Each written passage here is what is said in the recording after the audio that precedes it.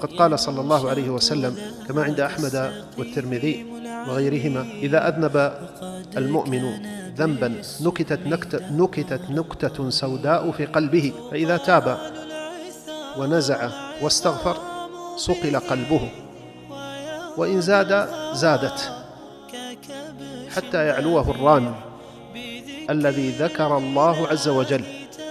كلا بل ران على قلوبهم ما كانوا يكسبون.